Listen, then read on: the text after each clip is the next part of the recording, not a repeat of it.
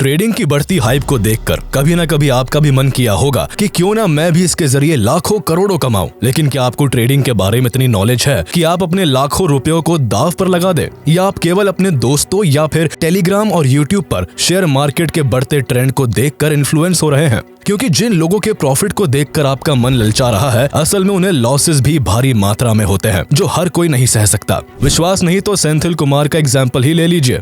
तमिलनाडु में रहने वाले 38 साल के सेंथिल कुमार ने पंखे से झूलकर अपनी जान दे दी। खुद को मारने से पहले सेंथिल कुमार ने अपनी पत्नी के साथ साथ अपनी जुड़वा बेटियों को भी मार डाला, जिनकी उम्र केवल 11 महीने थी। इस दिल दहला देने वाली घटना के पीछे का कारण था ट्रेडिंग में होने वाला भारी नुकसान। सेंथिल कुमार एक ट्रेडर थे जो शेयर मार्केट में काफी समय से सक्रिय थे, लेकिन वो कुछ समय से लॉस में चल रहे थे। उसी लॉस को रिकवर करने के लिए उन्होंने बैंक से लोन लिया था, लेकिन अनफॉर्चुनेटली उस पैसे को भी उन्होंने ट्रेडिंग में गवा दिया। इस तरह कर्ज और नुकसान में डूबे सेंथिल कुमार डिप्रेस रहने लगे और अंत में उन्होंने अपनी और अपने परिवार की जान ले ली। ये कोई पहला ऐसा मामला नहीं है, बल्कि ऐसे कई केसेस है जब शेयर मार्केट के नुकसान से जूझते हुए किसी ने जहर खाकर तो किसी ने बिल्डिंग से कूदकर खुदकुशी कर ली। इसके अलावा जाने कितने ही ट्रेडर्स आज लॉस की वजह से डिप्रेशन एंड एंजाइटी से गुजर रहे हैं। इनके साथ साथ इनकी फैमिली की हालत का भी अंदाजा लगा पाना मुश्किल है। इंडिया में ट्रेडिंग से लॉस झेलने वाले ट्रेडर्स के आंकड़े होश उड़ा देने वाले हैं।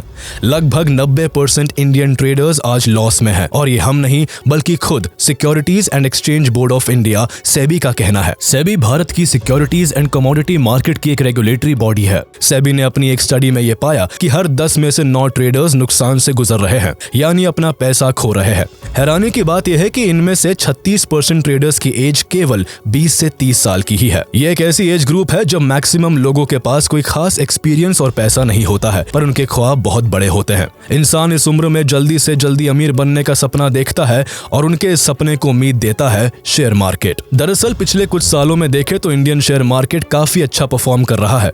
2019 से 2024 तक निफ्टी 50 ने अप्रॉक्स 15% के कंपाउंड एनुअल ग्रोथ रेट से रिटर्न जनरेट किए हैं। इसी अच्छी परफॉर्मेंस एंड हाई रिटर्न्स ने लाखों लोगों को अपनी तरफ अट्रैक्ट किया है। शेयर मार्केट में अगर इन्वेस्टर्स को हटाकर सिर्फ ट्रेडर्स के बढ़ते नंबर्स की बात करें तो 2019 में जहां केवल 7 लाख ट्रेडर्स थे, तो वही फाइनेंशियल ईयर 2022 के हिसाब से इंडिया में फ्यूचर एंड ऑप्शन के ट्रेडर्स की संख्या 45 लाख को भी पार कर चुकी है। लगातार बढ़ते ट्रेडर्स की संख्या के कई कारण हैं, लेकिन सबसे अहम कारण है पैसा। दूसरों से इन्फ्लुएंस होकर लोग इस कदर ट्रेडिंग में डूबते जा रहे हैं कि उन्हें इसका नेगेटिव साइड दिखता ही नहीं है। वो केवल यहाँ की चमचमाती दुनिया को देखकर ही ट्रेडर बनने की राह पर निकल पड़ते हैं, फिर चाहे उन्हें इस फील्ड की नॉलेज हो या नहीं। ट्रेडिंग में 90% इंडियन ट्रेडर्स के डूबते पैसों का कारण जानने से पहले आपको ट्रेडिंग को जानना जरूरी है।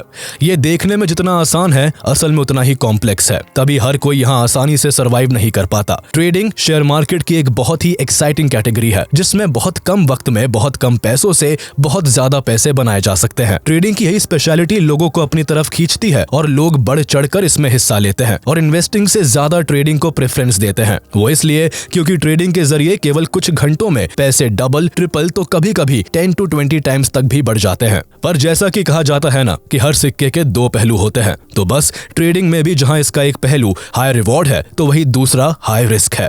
एक और जहां कम वक्त में आपका पैसा डबल ट्रिपल हो जाता है, तो वही दूसरी ओर ट्रेडिंग में पैसा जीरो भी हो जाता है, वो भी बस कुछ मिनट्स में ही। ट्रेडिंग की इसी वॉलेटिलिटी को न्यूबी ट्रेडर्स नजरअंदाज कर देते हैं। वो स्किलफुल हुए बिना, रिस्क को जाने बगैर ट्रेडिंग की फील्ड में कूद जाते हैं और भारी नुकसान का शिकार हो जाते हैं। आज के समय में हर किसी को अपनी सर्विस, पोर्टफोलियो और बिजनेस इंफॉर्मेशन दिखाने के लिए एक वेबसाइट की काफी जरूरत होती है। आप चाहे कोई लार्ज एंटरप्राइज हो या कोई वर्किंग प्रोफेशनल, सभी के लिए वेबसाइट एक नेसेसिटी बन चुकी है, जिसे पूरा करने के लिए ओडू आपके लिए एक बेस्ट ऑप्शन है। ओडू के easy to use website builder के साथ आप कुछ ही समय में अपनी खुद की वेबसाइट बना सकते हैं, और इसके लिए आपको कोडिंग निंजा बनने की भी जरूरत नहीं है। इसके लिए बस आपको इनकी साइट पर जाकर साइन अप करके वेबसाइट ऑप्शन पर क्लिक करना है। इसके बाद आपको अपनी वेबसाइट बनाने के लिए 4 क्विक स्टेप्स को फॉलो करना है। सबसे पहले टाइप ऑफ वेबसाइट, कैटेगरी और अपने ऑब्जेक्टिव्स को चूज करें। फिर प्री बिल्ड कलर स्कीम को पिक करें या ब्रांड कलर को यूज करने के लिए अपने लोगो को अपलोड करें। अब उन पेजेस एंड फीचर्स को सिलेक्ट करें जिन्हें आप अपनी साइट पर रखना चाहते हैं। आखिरी में अपने पसंद की किसी थीम को चूज कर ले, और अब आपकी साइट बनकर तैयार है। अपनी वेबसाइट को कस्टमाइज करने के लिए आप ड्रैग एंड ड्रॉप फीचर्स का इस्तेमाल भी कर सकते हैं। और सबसे अच्छी बात यह है कि ओडू का एक एप्लीकेशन आपको लाइफ टाइम फ्री मिलेगा, वो भी फ्री होस्टिंग एंड सपोर्ट के साथ ही आपको पूरे 1 साल के लिए एक कस्टम डोमेन भी फ्री मिलता है। ज्यादा जानकारी के लिए विजिट करें odoo.com। लिंक आपको कमेंट एंड डिस्क्रिप्शन बॉक्स में मिल जाएगा। ट्रेडर्स के नुकसान के पीछे बहुत बड़ा हाथ टेलीग्राम एंड यूट्यूब पर काफी एक्टिव इन्फ्लुएंसर्स का भी है, जो लंबी कार, बड़ा घर, फॉरेन ट्रिप्स और अपनी रही जिंदगी का शो ऑफ करके लोगों को इस कदर इन्फ्लुएंस कर रहे हैं कि लोग उनके trading courses and trading tip के जाल में फंस जाते हैं। हैरान करने वाली बात यह है कि मैक्सिमम इन्फ्लुएंसर्स खुद ट्रेडिंग में लॉस कर रहे होते हैं, लेकिन इसके बावजूद वो अपने कुछ प्रॉफिट्स के स्क्रीनशॉट्स और अपनी फेक रईसी की चकाचौंध से कम एज ग्रुप के लोगों को अपनी ओर अट्रैक्ट कर लेते हैं। फिर इसी बुनियाद पर उन लोगों को करोड़पति बनने का सपना बेचा जाता है और अपनी जेबें भरी जाती है। लेकिन सवाल उठता है कि ये सब हो कैसे पा रहा है? आखिर क्यों 90% इंडियन ट्रेडर्स का पैसा ट्रेडिंग में डूब रहा है और कैसे शेयर बाजार सट्टा बाजार बनने की तरफ बढ़ता जा रहा है? इन सभी बातों को जानने के लिए हमें शेयर मार्केट को थोड़ा बेसिक से समझने की जरूरत है। 25 दिन में पैसा डबल। फिल्म फिर हेरा फेरी का ये डायलॉग तो आपने जरूर सुना ही होगा, 25 दिन में पैसा डबल। इसी डायलॉग को अगर रियल वर्ल्ड के कॉन्टेक्स्ट में देखें तो शेयर मार्केट वो जगह है जहां पैसा डबल होता है, वो भी 25 दिन से भी कम समय में। लेकिन ये शेयर मार्केट की पूरी सच्चाई नहीं है। पूरा सच जानने से पहले अगर हम उसके बेसिक से शुरू करें तो शेयर मार्केट वो मार्केट होती है जहां किसी कंपनी के शेयर्स खरीदे और बेचे जा सकते हैं, यानी किसी कंपनी में हिस्सेदारी ली जा सकती है। इसके लिए जरूरी है कि जिस कंपनी के शेयर्स को खरीदना है वो स्टॉक मार्केट में लिस्टेड हो। स्टॉक मार्केट में लिस्ट होने के बाद इन कंपनीज के शेयर्स को स्टॉक एक्सचेंज के थ्रू खरीदा और बेचा जा सकता है। अगर स्टॉक एक्सचेंज प्लेटफॉर्म्स की बात करें तो इंडिया में 2 लीडिंग स्टॉक एक्सचेंजर्स है। पहला बॉम्बे स्टॉक एक्सचेंज यानी BSE और दूसरा नेशनल स्टॉक एक्सचेंज यानी NSE। किसी भी कंपनी के शेयर्स को BSE या NSE जैसे किसी भी एक्सचेंज पर बाय एंड सेल किया जा सकता है। देखा जाए तो शेयर मार्केट में इन्वेस्ट या ट्रेड करने के लिए जहां पहले बहुत सारा पेपर वर्क होता था, तो वही आज की डिजिटल दुनिया ने इस पूरे प्रोसेस को बहुत ही आसान कर दिया है। आज मोबाइल फोन के जरिए आप बहुत इजीली शेयर मार्केट में एंटर कर सकते हैं। इस पूरे काम को आसान बनाने में स्टॉक ब्रोकिंग फर्म्स का बहुत इंपॉर्टेंट रोल है। ज़ेरोधा, ग्रो और एंजल वन जैसे किसी भी ब्रोकर के मोबाइल ऐप पर डीमैट अकाउंट क्रिएट कर किसी भी लिस्टेड कंपनी के शेयर्स को खरीदा और बेचा जा सकता है। किसी पर्टिकुलर कंपनी के शेयर्स के बजाय इन प्लेटफॉर्म्स पर इंडेक्सेस में भी खरीदारी की जा सकती है। दरअसल इंडेक्स और कुछ नहीं बल्कि बहुत सारी कंपनीज के शेयर्स का एक बास्केट होता है।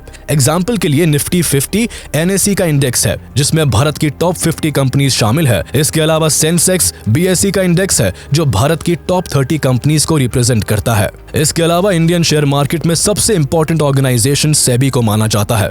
किसी भी कंपनी के मार्केट में लिस्ट होने से लेकर शेयर्स को किसी प्लेटफॉर्म पर बाय और सेल किए जाने तक हर एक चीज सेबी की देखरेख में होती है। सेबी 1992 से भारत के सिक्योरिटीज एंड कमोडिटी मार्केट की रेगुलेटरी बॉडी होने का काम कर रही है, जिसका मेन मोटिव इन्वेस्टर्स के इंटरेस्ट को सेफगार्ड करना होता है। लिस्टेड कंपनीज हो, स्टॉक एक्सचेंजेस हो या फिर ज़ेरोधा, ग्रो, अपस्टॉक्स और एंजल वन जैसे ब्रोकर्स हो, हर किसी को सेबी के नियमों के हिसाब से चलना होता है। कुल मिलाकर शेयर मार्केट में हर एक एंटिटी सेबी के अंडर वर्क करती है, इसलिए सेबी का रोल काफी इंपॉर्टेंट हो जाता है।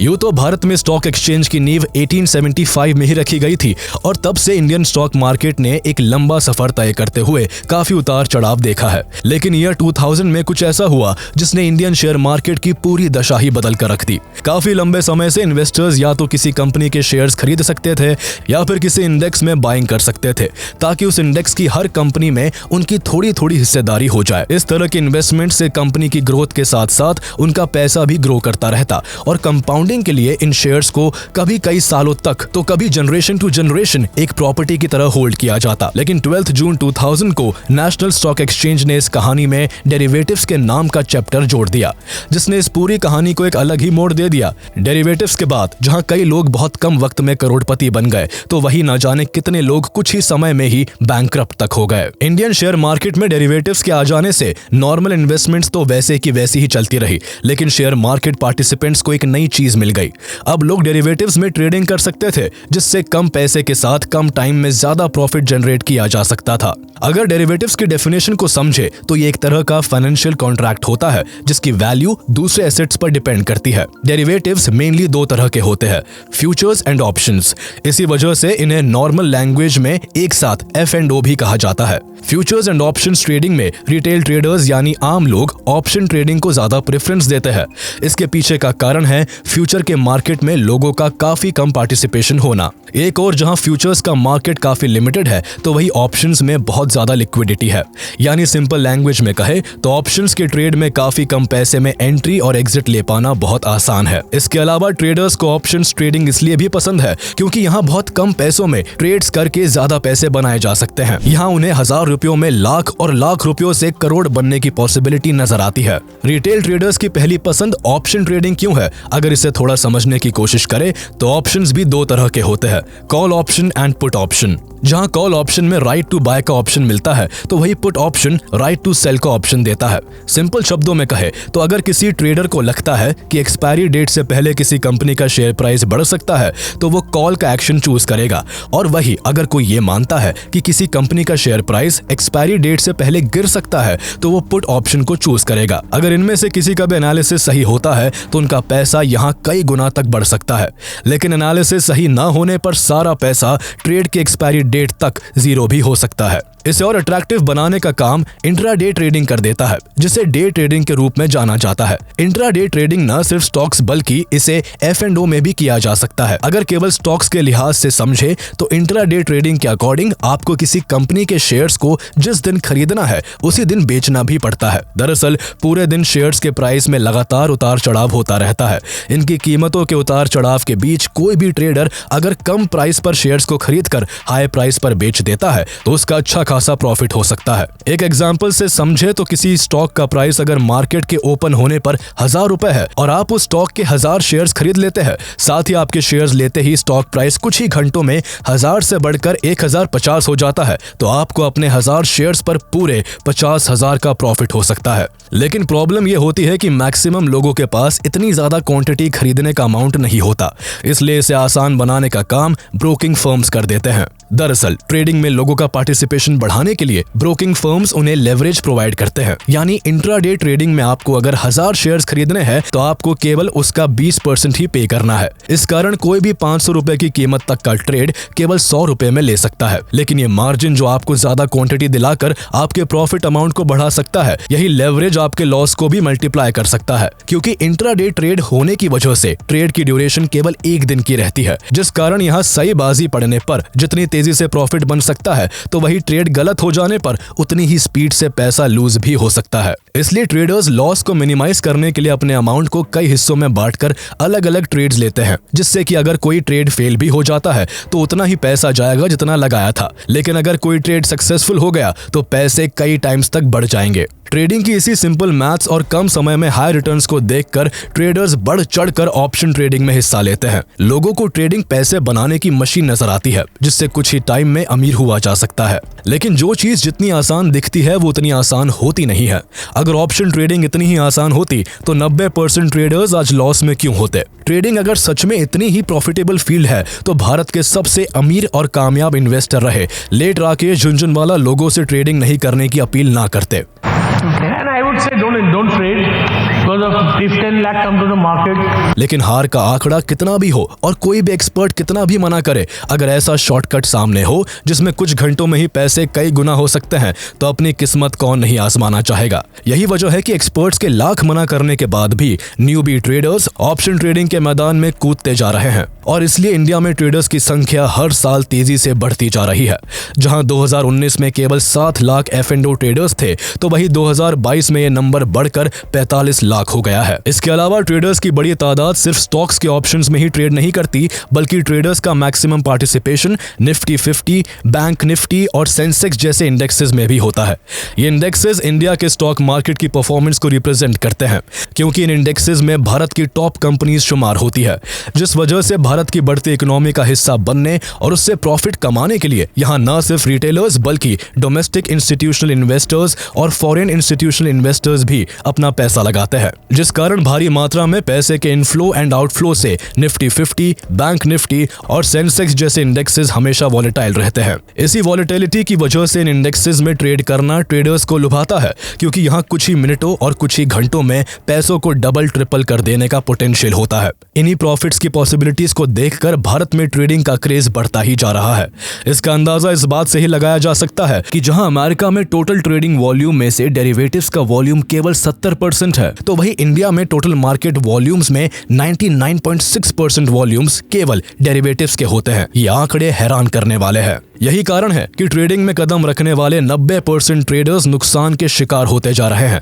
इसके अलावा ट्रेडिंग में लॉस झेलने के ऐसे कई रीजंस है, जैसे ट्रेडर्स का स्किलफुल ना होना है। दरअसल लोगों को अमीर होने की इस कदर जल्दी होती है कि ना तो ट्रेडिंग में होने वाले रिस्क को समझते हैं और ना ही पेशेंस के साथ खुद को स्किलफुल बनाने की कोशिश करते हैं।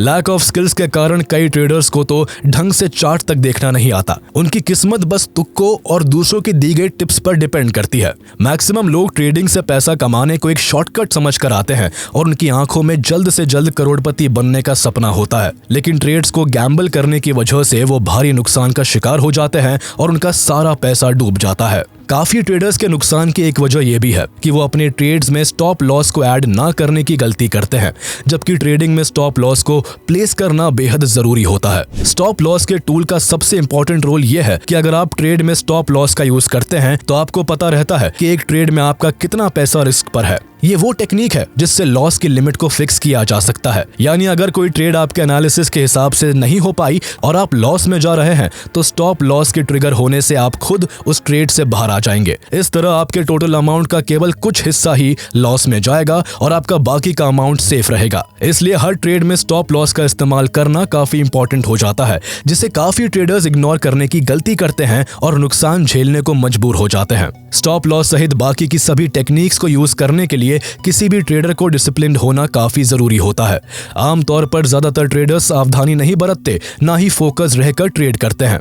वो बिना किसी प्रॉपर सेटअप के चलते फिरते ट्रेड करने की लापरवाही करते हैं, जिस वजह से उनका फोकस नहीं लग पाता और इस कारण वो एक एक कर सारे ट्रेड्स में लॉस करते जाते हैं और इस तरह से भारी नुकसान की कगार पर आ जाते हैं। सभी ट्रेडर्स के लॉस का कारण वो खुद नहीं होते, बल्कि एक बड़ी तादाद को नुकसान में धकेलने के लिए कुछ यूट्यूबर्स और इन्फ्लुएंसर्स भी जिम्मेदार है। दरअसल ये वो लोग होते हैं जो किसी फाइनेंशियल एडवाइजर की तरह कभी शेयर्स के बाय और सेल के टारगेट्स तो कभी ऑप्शंस में कॉल और पुट की टिप देते हैं। इन इन्फ्लुएंसर्स के पास सोशल मीडिया पर फॉलोअर्स एंड सब्सक्राइबर्स के तौर पर अच्छी खासी ऑडियंस होती है।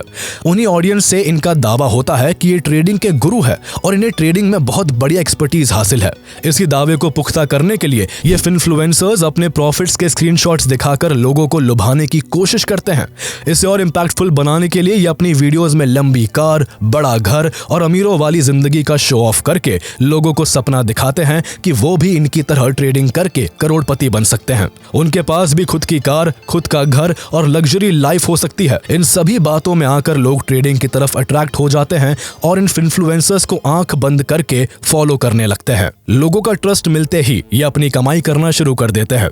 अपनी कमाई के लिए कभी लोगों को अपना महंगा ट्रेडिंग कोर्स बेचते हैं, तो कभी टेलीग्राम चैनल की पेड मेंबरशिप खरीदने के लिए समझाते हैं। कभी वेबिनार्स के थ्रू लोगों से पैसे लिए जाते हैं, तो कभी पेड टिप देकर उन्हें फंसाया जाता है। लेकिन प्रॉब्लम यहाँ ये नहीं है कि ये सभी इन्फ्लुएंसर्स लोगों से पैसे चार्ज करते हैं, बल्कि परेशानी तो ये है कि ट्रेडिंग से लोगों को करोड़पति बनाने की बात करने वाले मैक्सिमम इन्फ्लुएंसर्स खुद ट्रेडिंग में लॉस झेल रहे होते हैं। जो चीज ये अपने फॉलोअर्स को सिखा रहे होते हैं, वो चीज इन्हें खुद नहीं आती। जिस फील्ड में वो खुद बुरी तरह नुकसान में है, उसी फील्ड का वो गुरु होने का दावा करते हैं। सिर्फ इतना ही नहीं, ये इन्फ्लुएंसर्स कभी भी लोगों को अपना लॉस नहीं दिखाते। अपना धंधा चलाने के लिए ये बस अपने गिने चुने प्रॉफिट्स और लग्जरी लाइफ दिखाकर लोगों को इन्फ्लुएंस कर लेते हैं। इनमें से मैक्सिमम इन्फ्लुएंसर्स तो सेबी रजिस्टर्ड भी नहीं होते, ना ही इनकी ट्रेडिंग में कोई एक्सपर्टीज होती है। इसके अलावा सबसे चौंकने की बात तो यह है कि कई ऐसे इन्फ्लुएंसर्स भी मौजूद हैं जो ट्रेडिंग में तो लॉस कर रहे हैं, लेकिन लोगों को ट्रेडिंग की क्लासेस देकर करोड़ों कमा रहे हैं। इस तरह इनकी तो मोटी कमाई हो रही है, पर इनकी वजह से लाखों ट्रेडर्स अपना पैसा खो रहे हैं। लेकिन सिर्फ इन्फ्लुएंसर्स ही नहीं, इस लिस्ट में कई बॉलीवुड सेलिब्रिटीज, इंस्टाग्राम इन्फ्लुएंसर्स, यहाँ तक कि कई टीवी एंकर्स भी शामिल है जो लोगों को बेवकूफ बनाकर उन्हें लूटने में लगे हुए हैं। ये लोगों को अपने बेनिफिट के लिए गलत गाइडेंस देने का काम करते हैं। इन्हें केवल अपना फायदा दिखता है। अब वो फायदा चाहे किसी का नुकसान करा के ही क्यों ना मिल रहा हो, उन्हें कोई फर्क नहीं पड़ता। यही वजह है कि ऐसे कई ठगने वाले इन्फ्लुएंसर्स एंड टीवी एंकर्स को सेबी ने स्टॉक मार्केट से बैन तक कर दिया है। लेकिन बावजूद इसके ना तो लोगों को लूटने वाले कम हो रहे हैं और ना ही ऐसा काम करने वाले लोगों की तादाद कम हो रही है। इन सब के अलावा ज्यादातर ट्रेडर्स के लॉस का एक मेन रीजन ओवर ट्रेड करना भी है, यानी एक ही दिन में कई बार ट्रेड करना। ऐसा ट्रेडर्स इसलिए करते हैं क्योंकि वो एक ट्रेड में हुए लॉस को रिकवर करने के लिए दूसरा ट्रेड करने की सोचते हैं।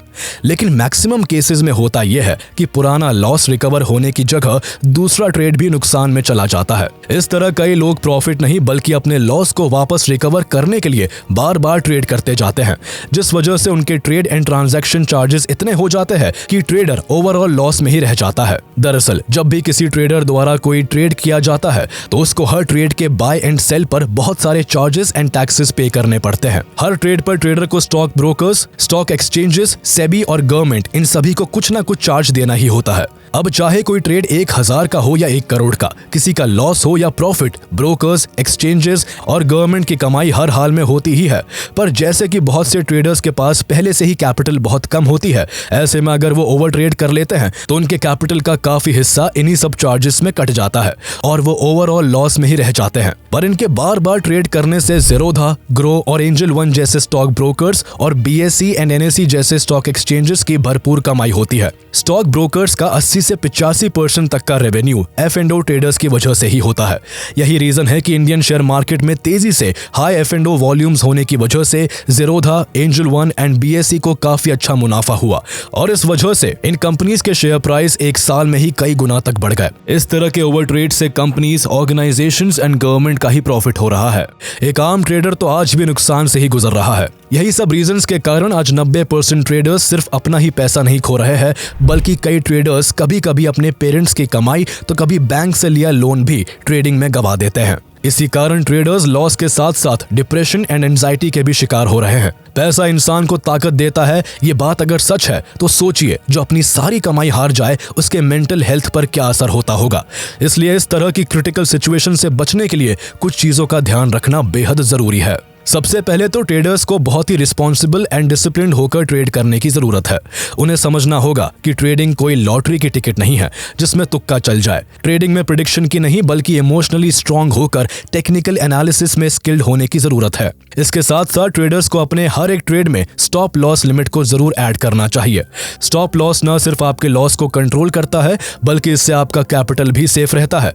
इसके अलावा सबसे इंपॉर्टेंट चीज है ट्रेडर्स को हमेशा लोन लेकर ट्रेड करने से बचना चाहिए, क्योंकि नतीजे फेवर में ना होने की वजह से ये तरीका आपको काफी मुश्किल में डाल सकता है। इसके अलावा रिटेल ट्रेडर्स की सेफ्टी के लिए कुछ स्टेप्स स्टॉक ब्रोकर्स को भी लेने की जरूरत है। स्टॉक ब्रोकर्स को अपने F&O से होने वाले मुनाफे से थोड़ा ध्यान हटाकर अपने ऐप्स में कुछ ऐसे फीचर्स इंस्टॉल करने चाहिए जो ट्रेडर्स की सिक्योरिटी के लिए जरूरी हो और जिससे उनके लॉस को कंट्रोल किया जा सके। ट्रेडर्स को फाइनेंशियली एंड मेंटली बर्बाद होने से बचाने के लिए सेबी को भी कुछ स्ट्रॉन्ग गाइडलाइंस बनाने की जरूरत है।